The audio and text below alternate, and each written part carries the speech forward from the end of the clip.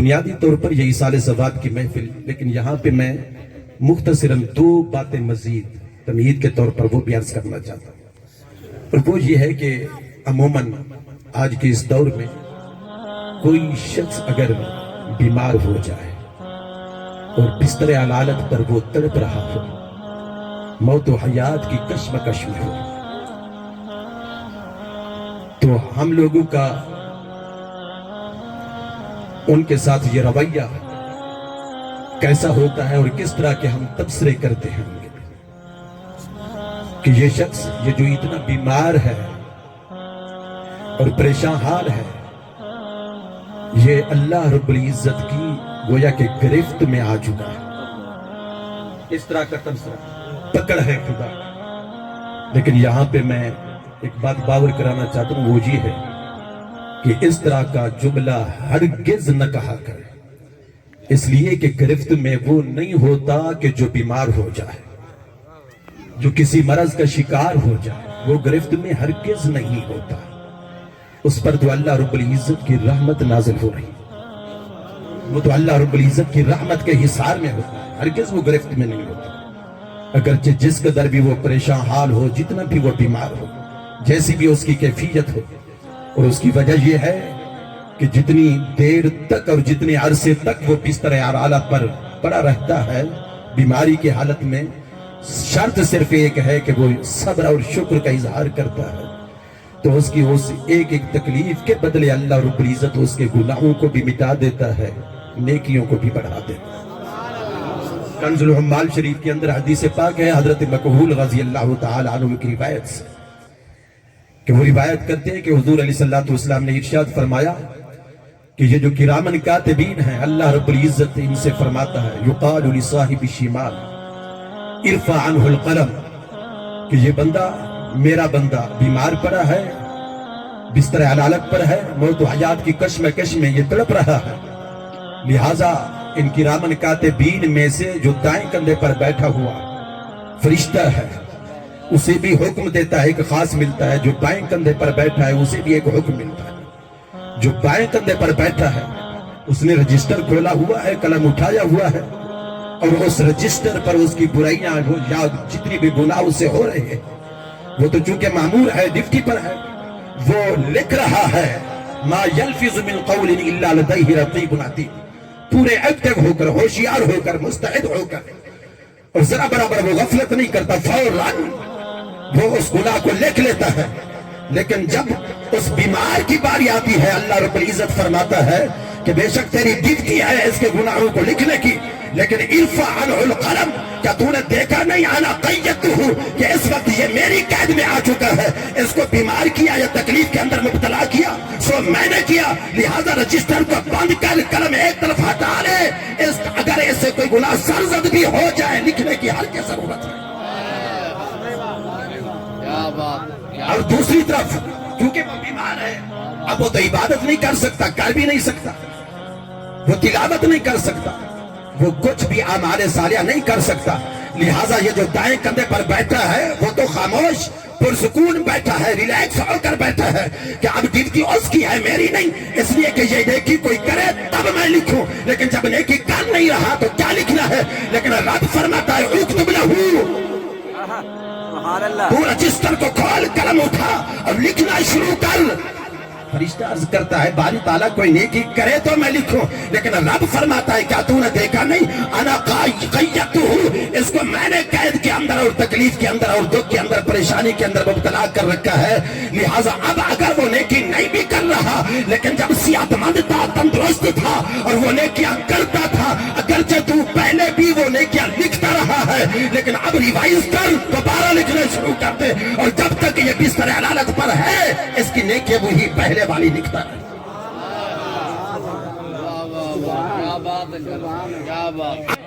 دیکھیے ابو داؤد شریف، ابن ماجہ شریف کے اندر حدیث پاک ہے اور صحیح حدیث ہے، حضور علیہ الصلوۃ والسلام نے ارشاد فرمایا کہ جب بھی تو کسی مریض کی، کسی بیمار کی عیادت کے لیے جائے، اور عیادت کے لیے جانا، چل کر سفر کر کے جانا، حضور علیہ الصلوۃ والسلام نے یہ بھی ارشاد فرمایا، حضرت علی شیر خدا کرم اللہ تعالی وجہ الکریم کی روایت سے، کہ جو فقط مریض کی عیادت کے لیے بیمار پرسی کرنے اور اس کا حال احوال محض پوچھنے کے لیے اور اس کی خیریت دریافت کرنے کے لیے اپنے گھر سے چل کر جاتا ہے کسی قصبے میں، محلے میں، شہر میں، پڑوس میں، جو جہاں سے چلتا ہے جہاں تک جاتا ہے وہ عام طور پر بظاہر طور پر ایک روڈ ہوتا ہے، ایک راستہ ہوتا ہے، لیکن حضور فرماتے ہیں مشافی غرافت الجنہ، جس راستے سے گزر کر جاتا ہے وہ عام راستہ نہیں ہوتا، وہ جنت کا راستہ ہوتا ہے۔ تکبیر، نعرہ رسالت، نعرہ خلافت، نعرہ حیدری، علماء اہل سنت۔ ان باتوں کی اہمیت کو دور حاضر میں سمجھنے کی ضرورت ہے۔ میں سمجھتا ہوں کہ سماجی کارکن اور سوشل کے آدمی حقیقت میں وہی ہے کہ محض اپنے مقصد کے لیے لوگوں کے در پر نہ جائے، بیمار ہو تو عیادت کرنے کے لیے جائے، بھوکا ہو تو کھانا کھلانے کے لیے جائے، پیاسا ہو تو پانی پلانے کے لیے جائے، دکھ درد پریشانی کے اندر مبتلا ہو تو وہ پریشانی دور کرنے کے لیے جائے۔ یہ ہے حقیقی ایک مقصد۔ تو وہ جو حدیث میں عرض کر رہا تھا وہ یہ، حضور علیہ الصلوۃ والسلام نے فرمایا کہ اذا دخلت علی المریض، کہ جب بھی تو کسی مریض کے پاس جائے اور وہاں پہنچ جائے تو اس کے بستر کے پاس سے حاضر ہو کر تو اس کے لیے چونکہ صحت مند ہے تو دعا کرے گا ہی، اور کیا تو اسی لیے ہے، اس کی صحت کے لیے، اس کی شفا یابی کے لیے، اس کی تندرستی کے لیے، اس کی ساری الجھنوں کو دور کرنے کے لیے، اسی لیے تو گیا ہے، اس کا بوجھ اتارنے کے لیے۔ لیکن محض اپنے اوپر انحصار نہ کر، جب تو مریض کے پاس جا کر بیٹھا ہے تو اسے کہ فَقُرْهُ يَدْعُونَكَ، اسے کہ ریکویسٹ کر، گزارش کر اس مریض سے گزارش کر، ریکویسٹ کر۔ کس بات کی ریکویسٹ، کس بات کی گزارش؟ کہ اب وہ تیرے لیے دعا کے لیے ہاتھ اٹھا دے، نہیں اٹھا سکتا تو آج کے اپنے لب ہی ہلا دے اور ایک جملہ ہی تمہارے لیے اللہ کی بات میں عرض کر دے۔ سبب کیا ہے آخر اس بات کا؟ ریزن کیا ہے اس معاملے کی؟ ریزن یہ ہے، گویا حضور سے پوچھا گیا ہو گیا کہ اتنا مقام، اتنا مرتبہ فقط اس مریض کا، تو حضور علیہ الصلوۃ والسلام نے ارشاد فرمایا بھلا تم نہ سمجھو گے، لیکن حقیقت یہ ہے فَإِنَّ دُعَاءَهُ كَدُعَاءِ الْمَلَائِكَةِ، مریض کی دعا کا مقام یہ ہے کہ جیسے فرشتے کی دعا ہو، تو جیسے فرشتے کی دعا رد نہیں ہوتی، مریض کی دعا بھی رد نہیں ہو سکتی۔ نعرہ تکبیر،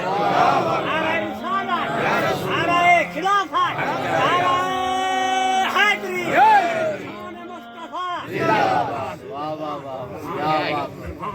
یہ بات، یہ مریض کا مقام ہے۔ بس بات کہاں سے چلی کہاں جا رہی ہے،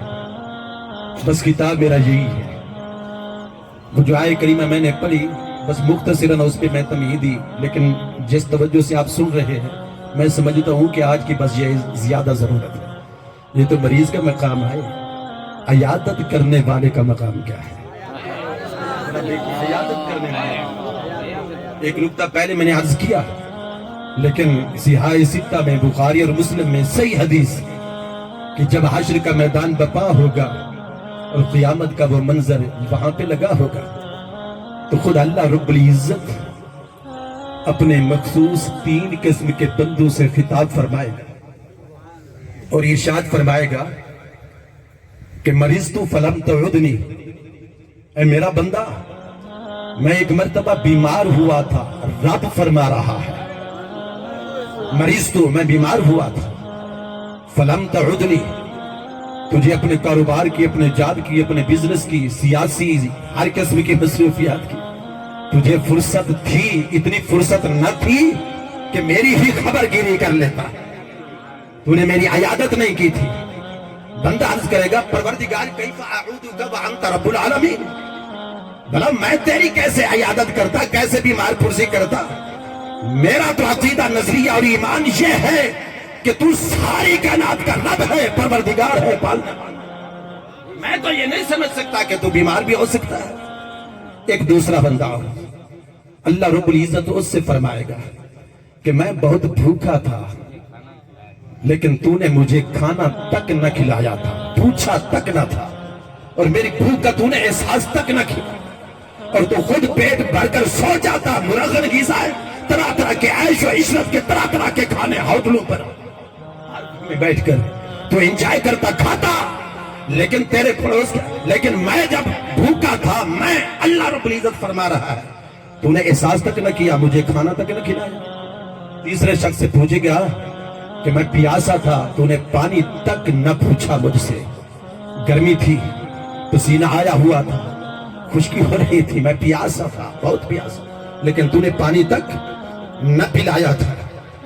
یہ تینوں بندے یہی عرض کریں گے، پروردگار عالم انت رب العالمین، ہم تو یہی سمجھتے ہیں، سمجھتے تھے، زندگی پیار سمجھتے رہے کہ تو رب العالمین ہے، ساری کائنات کا پروردگار ہے۔ ہمارے علم وہم و گمان تک نہیں ہے کہ تو بیمار بھی ہو سکتا ہے، پیاسا بھی ہو سکتا ہے، بھوکا بھی ہو سکتا ہے۔ اب اللہ رب العزت خود ہی ارشاد فرمائے گا کہ کیا تجھے معلوم نہ تھا کہ تیرے پڑوس کے اندر فلاں شخص بیمار تھا، اگر اس کی عیادت کرتا لوجدتنی عندہ، مجھے بھی اسی کے نزدیک پاتا، اور ایک بھوکا تھا، اگر اسے کھانا کھلاتا تو مجھے وہی پاتا، ایک پیاسا تھا، اگر پانی پلا دیتا مجھے وہی پاتا۔ تو فقط یہ سمجھتا ہے کہ میں خدا صرف مسجد میں ملتا ہوں، مکتب میں ملتا ہوں، نہیں نہیں، ہرگز صرف اور صرف میں مسجد اور مکتب اور عبادت خانے کے اندر اور سجدہ گاہ کے اندر نہیں ملتا، میں تو مریض کے سرہانے بھی مل جاتا ہوں، بھوکے کو کھانا کھلانے سے بھی مل جاتا ہوں، پیاسے کو پانی پلانے سے بھی میں مل جاتا ہوں۔ سبحان اللہ، سبحان اللہ۔